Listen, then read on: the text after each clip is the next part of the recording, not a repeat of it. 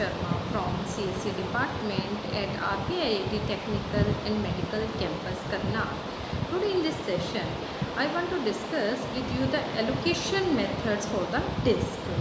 And allocation methods refers to how the disk blocks are allocated to the files. It means जब हमने secondary memory के अंदर और disc पे हमने डाटा को स्टोर करना है तो वी नो दैट ब्लॉक्स के फॉर्म में डाटा स्टोर होता है।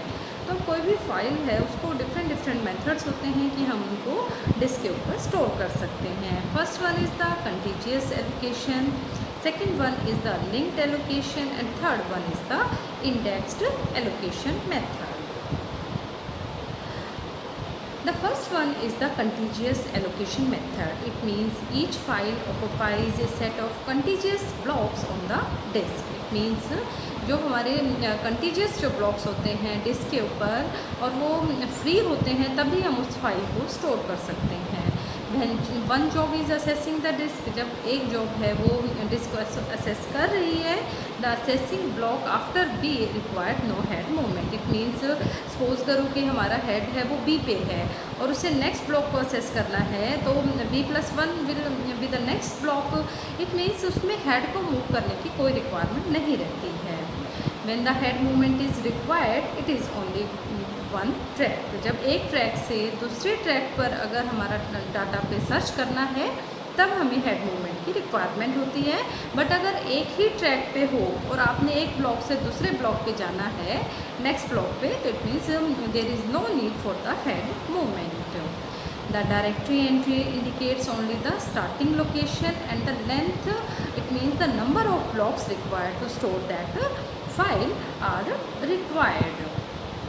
For the direct access to block I of the file that start at the block B, we can directly access the block B plus I. It means it also provides the direct access. It means अगर हमारा हम जो है B block पे हैं, हमें starting block पता है कि किसी फाइल का कहाँ पर है, तो अगर हमें ये पता है तो उसका कोई भी ब्लॉक है उस फाइल का तो हम उसको ईजिली असेस कर सकते हैं। मीन्स डायरेक्टली असेस कर सकते हैं।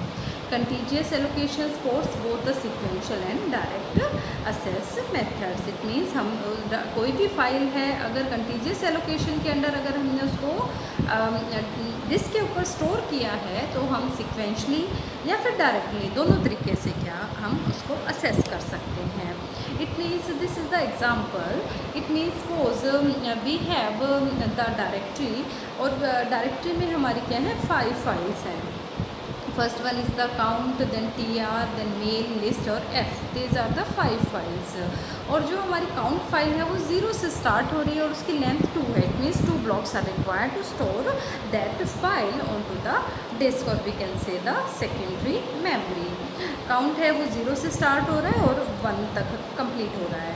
इसी तरह tr नाम की जो फाइल है वो 14 ब्लॉक से स्टार्ट होके वो उसको टोटल कितने रिक्वायर है 6। तो it means 14, 15, 16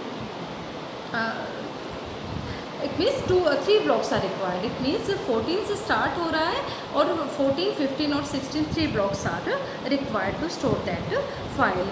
similarly list file है वो 28 ब्लॉक से स्टार्ट हो रही है और उसको जो है 4 ब्लॉक्स की रिक्वायरमेंट है। It means 28, 29, 30 and 31 blocks will be used. But there are some problems in this method. First one is the finding the space for the new file. अगर हमें कोई नई फाइल है उसको अगर स्टोर करना है तो हमें स्पेस इट मीन्स अगर सपोज करो कोई फाइल है उसमें 10 ब्लॉक्स रिक्वायर्ड है तो इट मीन्स 10 ब्लॉक्स कंटीजियस हमें फ्री मिलने चाहिए तब हम उसको फाइल को स्टोर कर सकते हैं, अदरवाइज हम नहीं कर सकते। Free space management system is use to complete this task. First fit and best fit strategies are used to select a free hole from the set of available holes. Problem of external fragmentation. It means storage is fragmentation into the number of holes. हमें पता है कि हमारी जो storage है वो number of holes के अंदर डिवाइड हो जाती है। No one is large enough to store the data को स्टोर करने के लिए कोई भी होल है या कंटीजियस हमारे पास लोकेशन अवेलेबल नहीं है जिसमें हम डाटा को या फाइल को स्टोर कर सकें। Solution is the compaction. It means हमने जो फील्ड ब्लॉक्स हैं उनको एक साइड में कर देना है और जो हमें इससे क्या होगा जो हमारा फ्री स्पेस है वो एक साइड में आ जाएगा और हमें अगर कोई फाइल न्यू फाइल है उसको स्टोर करना है, तो it means it is easy. Third one is to determine how much of space is needed by the file. It means when the file is created, total amount of space it will need must be found and allocated. Means इसमें क्या हमारी condition है कि अगर हमने data को या file को स्टोर करना है तो हमें पहले इन्फॉर्म करना पड़ेगा ऑपरेटिंग सिस्टम को कि हमें कितने स्पेस की रिक्वायरमेंट है। But how the creator know the size of the file in advance, but advance में फाइल का साइज़ पता होना it is not easy. The fourth one is the internal fragmentation. If we allocate the little space to the file, it cannot be extended. अगर suppose करो कि जब हमने उसको स्टोर करना था तो हमें ये था कि 4 ब्लॉक्स की रिक्वायरमेंट है और हमें कंटीजियस 4 ब्लॉक्स अवेलेबल हो गए हैं। तो बट अगर हमें सपोज करो कि फ़ाइल को एक्सटेंड करना है तो हमारे पास कोई स्पेस नहीं होगा। But if we over estimate the size, अगर हम सोचते हैं कि अगर हमें 6 सपोज करो 7 स्पेस की रिक्वायरमेंट है, ब्लॉक्स की रिक्वायरमेंट है और हम 8 बोल देते हैं, तो इससे क्या होगा, हमारा इंटरनल फ्रेगमेंटेशन आ जाता है। Solution is to find the large space, copy the content of the file to the new space and then release the previous space, but it is a very time consuming task.